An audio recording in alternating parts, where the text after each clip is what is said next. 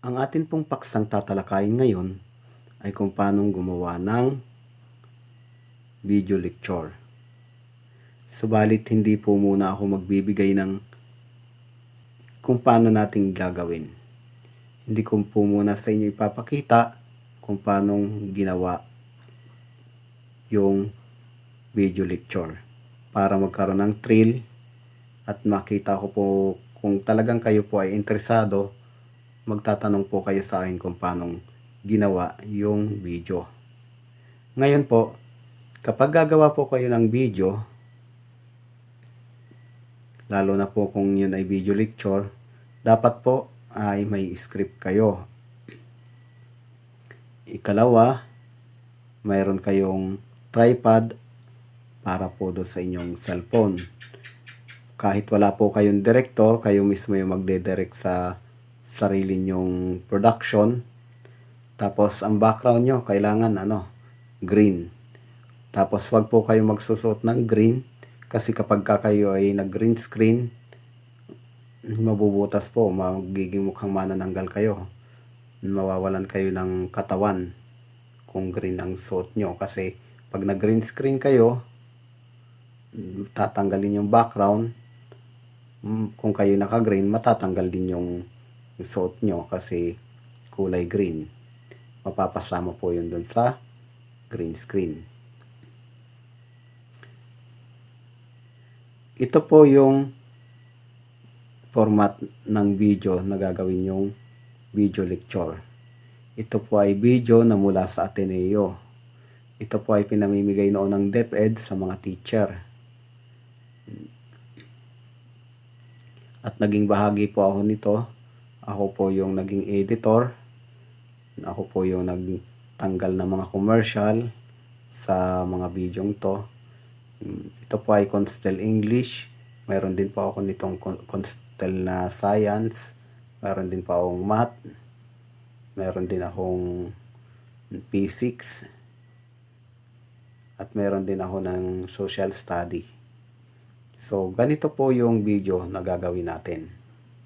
Ipapakita ko po sa inyo gamit ko ang Power Director.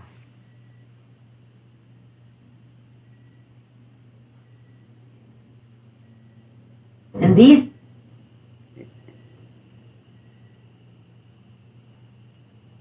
play natin.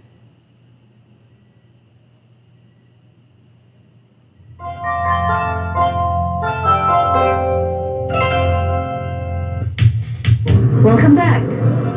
From the numbering system of an outline, let's move on to the kinds of outline.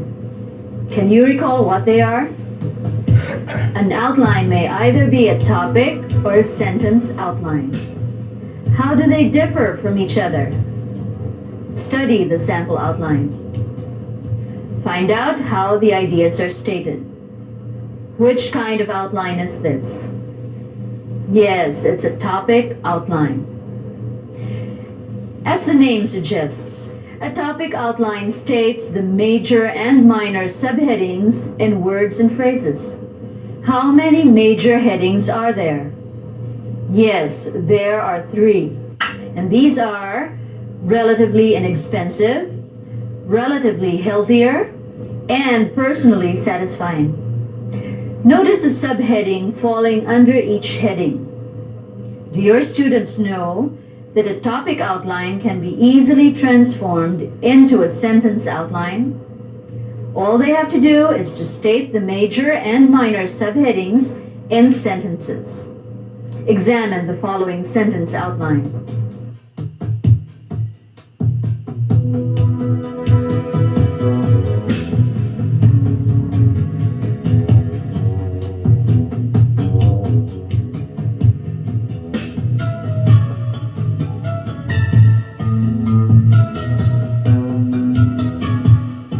How does it differ from the topic outline? Observe the difference between major headings and minor subheadings. Which is the better outline? While the topic outline is much shorter and easier to make, the sentence outline shows a clearer picture of the writer's thoughts and intentions in developing the composition. There is one thing your students must remember when writing an outline. They must see to it that the items under a specific heading all belong to the same group of words or grammatical construction. They must be parallel. Compare how this section of a topic outline is written. Which of them observes parallel construction? Roman number 3. Ways of preventing pollution. A. Using solar energy and unleaded gas. B. Proper waste disposal. C. Banning smoke-belching vehicles from the streets. D. Implementing pollution controls in factories. E. Punish users of illegal fishing methods. Roman number 3. Ways of preventing pollution. A. Using solar energy and unleaded gas. B. Disposing of waste properly. C. Banning smoke-belching vehicles from streets. D. Implementing pollution controls in factories. E.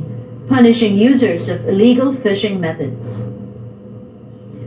Which subheadings in A are not parallel? Yes, they are subheadings B and E.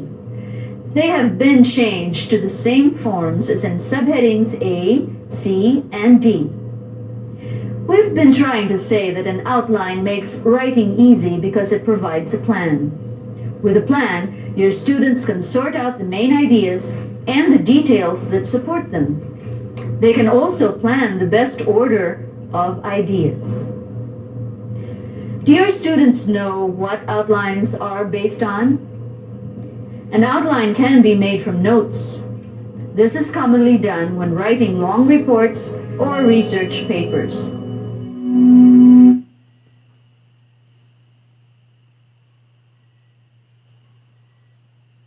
Yan po yung sample ng gagawin nyo. Pinutol ko na po kasi may mga student po yung huli. Pero dapat po kahit wala pong student kasi pandemic nga po ngayon, magawa po natin yung lecture. Ngayon po, hindi ko po muna ituturo sa inyo kung paano yung gagawin kasi para magtanong po kayo sa akin. Ano po, mga teacher, nakahanda na po ba kayo sa inyong activity? Kapag ka may tanong, PM nyo po ako sa aking FB account at sasagutin ko po o kaya po doon po sa ating Google Classroom, magtanong po kayo doon, tapos check ko po, tapos sasagutin ko po yung inyong mga question through FB. Kaya doon sa FB group, mag-join po kayo doon sa FB group para masagot ko po yung inyong mga katanungan. At para makita ko po yung inyong mga tanong. Kasi sa Google Classroom, hindi ko po kayo masasagot kasi pag doon po tayo nag-usap, magiging mukhang chat box yung Google Classroom. So, kailangan mayroon po tayong group. Pwede ko na po kayong sagutin doon, kaya lang mapupuno po yung ating Google Classroom ng mga conversation. Mas maganda po sa FB kayo magtanong, and then doon ko po kayo sasagutin. Kung may tanong man doon sa Google Classroom, sa FB ko pa rin po kayo sasagutin para hindi po maging crowded yung ating Google Classroom. So, ito po yung ating sample project para po doon sa video lecture. Ngayon, kung hindi nyo po makuha, i-PM nyo po ako. Doon po sa paggawa ng graphics using GIMP,